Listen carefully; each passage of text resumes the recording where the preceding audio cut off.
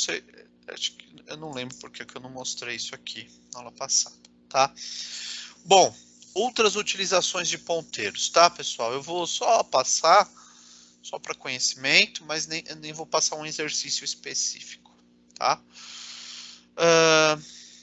Né, então, quando a gente associa ponteiro com vetor, né? A gente viu isso no final da aula passada, e nós vimos quando a gente pode fazer uma associação direta de um vetor para um ponteiro. Então, na posição 0, eu tenho um endereço que eu posso já associar a um ponteiro. Tá?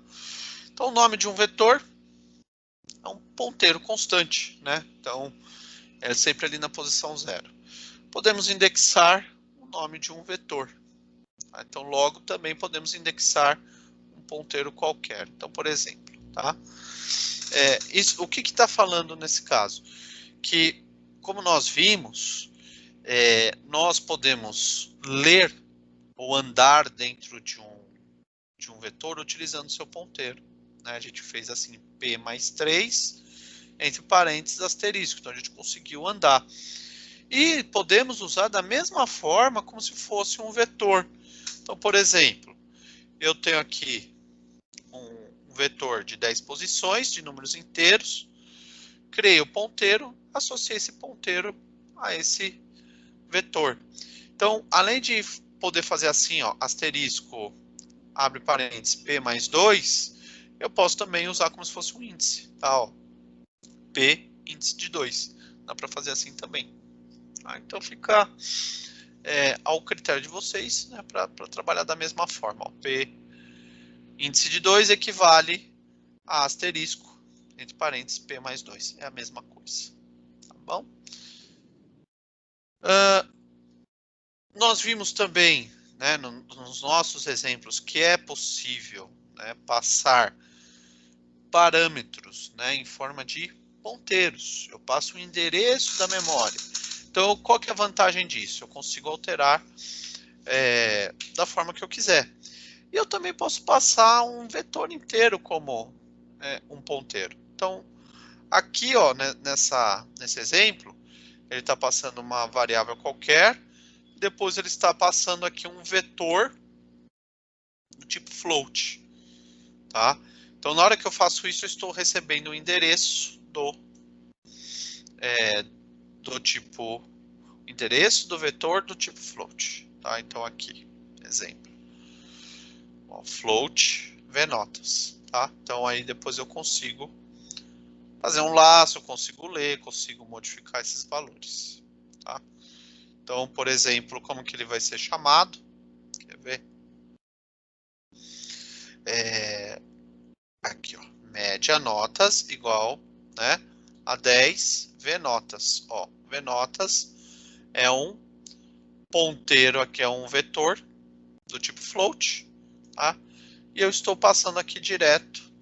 Como nós temos essa associação direta entre vetor e ponteiro, não preciso nem pôr o e comercial aqui. Ele já vai receber aqui a posição 0, vai conseguir trabalhar aqui da forma correta, tá? Dúvidas, pessoal? Por enquanto não, professor. Legal. Eu vou passar, quem fez a matéria de estudo de dados viu, né, struct. Depois, semana que vem a gente for trabalhar com tipos abstratos de dados, que é o struct, tá? Mas é o struct usado de algumas formas diferentes, vai fazer mais sentido, tá? Mas, por exemplo, o que é um struct? É uma variável complexa, vamos dizer assim, é um tipo complexo.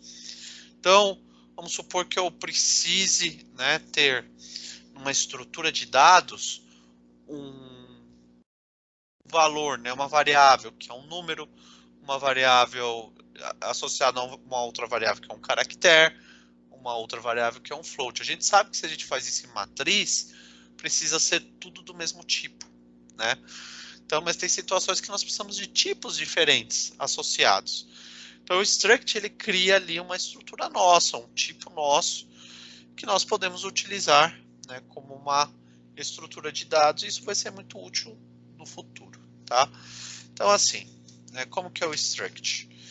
Eu tenho aqui, ó, struct, tem aqui, ele é composto por matrícula e nota. Um é do tipo inteiro e outro é do tipo float. Qual que é o nome que nós damos para esse struct? T-aluno. Então, eu consigo agora criar uma variável do tipo T-aluno, né? Então, deixa eu mostrar para vocês. Então, por exemplo, ele está explicando ponto a ponto, mas depois eu mostro tudo junto. Então, ele vai criar uma variável do tipo T-aluno, né, chamada A1, tá?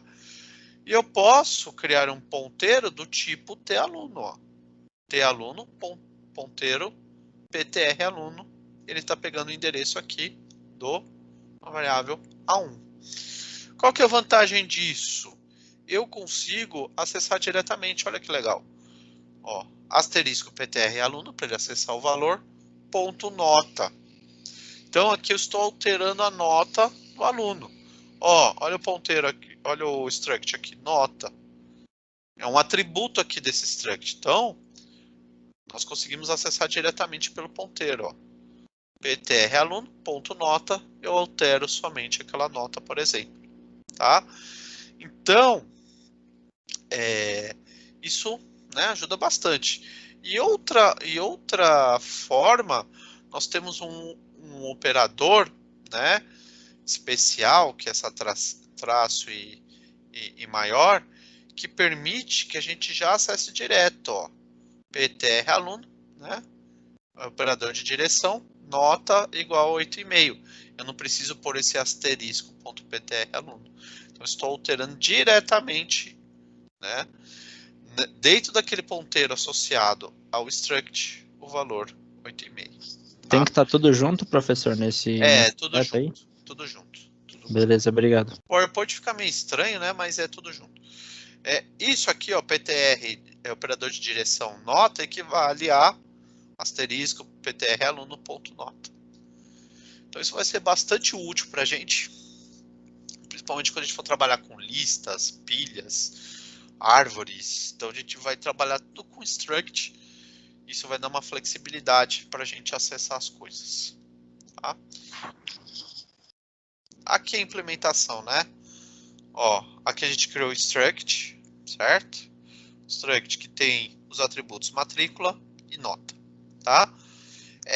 O nome que eu dei para essa estrutura é T-aluno. Aí eu criei aqui, ó, variável A1 é do tipo T-aluno, certo? E criei esse ponteiro PTR aluno, que é do tipo T-aluno, e eu estou já associando o endereço da variável A1.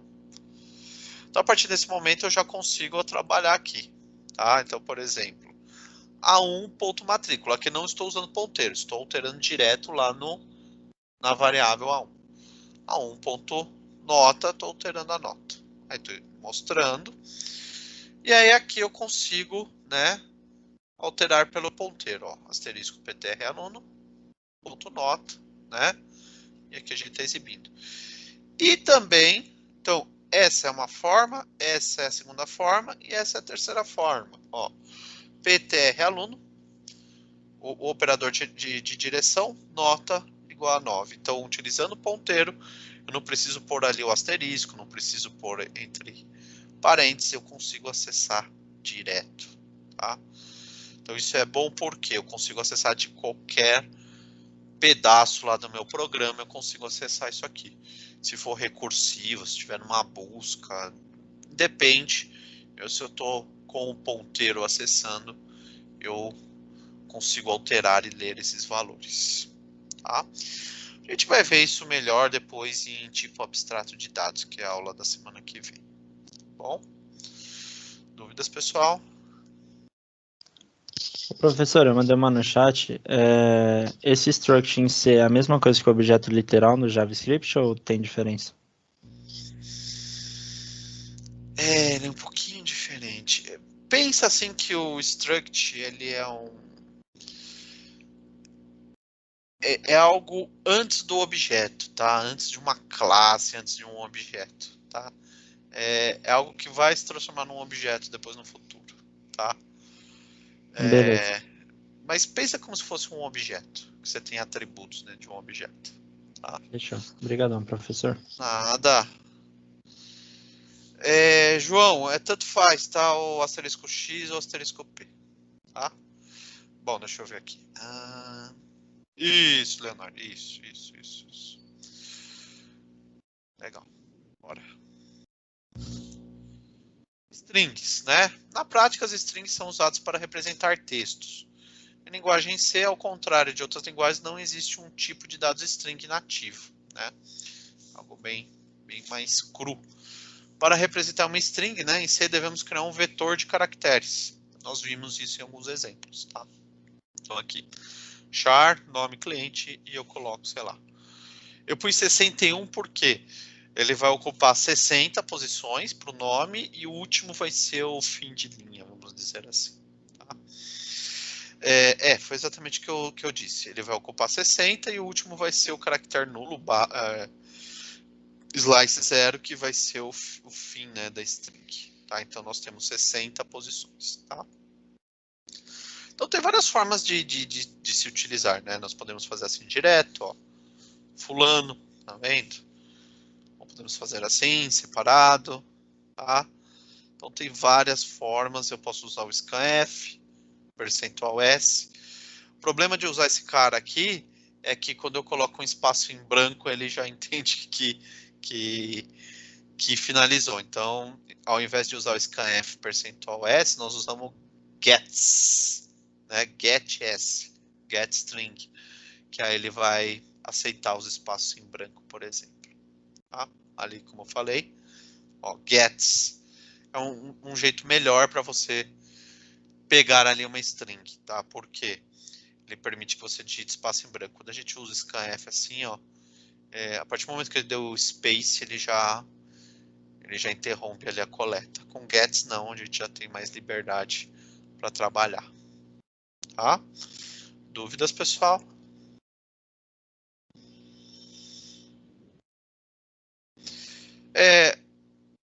String com ponteiros, né? A gente já até fez alguns exercícios, mas se a gente for pensar que uma string é um vetor de caracteres e um ponteiro faz uma associação direta a um vetor, então nós trabalhamos de uma forma bem direta. Então, igual o exemplo que nós vimos, ó, char, ponteiro de nome.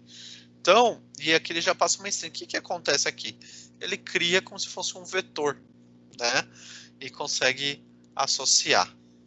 Então, a gente consegue. Existem outras formas, outros comandos, né? Então, por exemplo, nós podemos usar esse comando aqui, strcop, tá? Que a gente consegue, por exemplo, associar aqui um ponteiro de strings para dentro de uma variável. Conseguimos fazer essa associação, tá? Mas é outra forma de fazer isso. São alguns atalhos, tá? Uma outra utilização, porém menos utilizada, é criar um ponteiro para funções. Nossa, professor, para função? Sim. Isso aqui permite algumas abstrações e depois no futuro, quando vocês forem trabalhar ali com orientação a objeto, vai fazer mais sentido, principalmente com orientação a objeto avançada, tá? Principalmente quando você fala de factory, tem um partner chamado factory que, dependendo ali do parâmetro que é passado, ele vai chamar uma função A, vai chamar uma função B, vai chamar uma função C, tá? Aqui é só para vocês saberem que existe. Então aqui, ó, eu criei algumas funções, ó, adição, subtração, multiplicação, divisão. E olha que loucura, né? Ele acaba, eu consigo criar, tá, um ponteiro chamado pt2func que vai pegar o endereço da função. Então ele está pegando aqui o endereço da função adição, endereço da função subtração, da função divisão, da função multiplicação, tá? E aí, né, um negócio simples fica complexo, mas por exemplo, pt2func, operador. Então, por exemplo, se a pessoa digitar aqui o símbolo de multiplicação, ele vai pegar o endereço da função, jogar dentro desse outro ponteiro func, tá? Porque aqui ele tem dois ponteiros. Ele tem um ponteiro de função, mas note que o tipo precisa ser sempre o mesmo, ó, float, float, ó, float, float. Todos são float, float. E aqui ele criou um vetor de ponteiros de função. Então, o que ele faz? Ele vai pegar o endereço que está lá no vetor e vai jogar nesse outro ponteiro, tá? E aí ele consegue chamar a função, ó, func, passando o parâmetro A e B, tá? Então, ele vai pegar o endereço da função e ele consegue fazer a chamada de função. Doido, né? Vai falar outra linguagem de programação que você consegue fazer um negócio desse. Dúvidas, pessoal? Não vou pedir isso aqui para vocês, tá? Vou dar uma repetida aqui, que deu uma travada na hora que você começou a falar dessa. Tá. Aqui tem um exemplo sobre criar um ponteiro para funções, tá? Eu tenho funções, ó, adição, subtração, multiplicação, divisão, tá? Essas funções, elas têm o mesmo tipo de parâmetros, ó, float e float, tá? E o tipo de saída é o mesmo. Como nós temos essa situação, é possível criar um ponteiro para uma função na linguagem C. Então, o que acontece? Ele criou dois ponteiros aqui. Primeiro, ele criou um ponteiro para uma função somente, tá? E depois ele criou aqui um outro ponteiro, um vetor de ponteiros para guardar todos os endereços de função. Tá? Então, aqui, ó, ele foi associou um caractere ao endereço da função de adição, ó, adição. O caractere de subtração, ele associou o endereço da função de subtração, de divisão e de multiplicação. Aí, quando o programa é executado, o cara ele vai informar o valor de A, vai informar o operador, então ele vai digitar ali o operador, vai informar o valor de B, e ele consegue, através desses operadores, posicionar nesse vetor de funções e trazer o endereço para esse outro ponteiro func aqui. Aí ele consegue chamar a função a qual está associado aquele endereço. Isso ocorre porque a estrutura de todas essas funções são iguais, tá? E no momento que essas funções forem executadas, elas estarão na memória. Então ele consegue depois executar exatamente a função específica. Certo, pessoal? Dúvidas? Professor, Oi. eu fiquei com uma dúvida ali no primeiro slide, quando você atribui o endereço da função no vetor. Tem como colocar tipo o índice com um caractere assim? Tipo, pode ser alguma palavra, pode ser qualquer coisa? Eu achei que só podia pôr número. O caractere, o que acontece? O caractere, ele tem um código ASCII, tá? E esse código ASCII é um código inteiro, tá? Então, o que vai acontecer? Ele vai pegar esse código numérico, que representa o símbolo de mais, aí ele vai substituir no local, tá? Só por isso. Entendeu? Entendi. Se você procurar a tabela ASCII, símbolo de subtrair, símbolo de somar, aí vai ter uma numeração que é um número inteiro, por exemplo. Mas aí mesmo declarando ele com quatro espaços só, você pode colocar tipo um número maior ali. Que provavelmente o mais vai ser maior que 4, né? Não, ali não é capacidade, aquilo é capacidade, aí tem 4 posições, não é na verdade o valor associado, tá? Por isso. Fechou, valeu, professor. Nada. Legal, pessoal. Bom, era só para complementar aí o estudo de ponteiros, tá? Esse aqui, ponteiros para função, isso aqui a gente não vai usar, tá? Para o struct a gente vai usar bastante, mas esse aqui é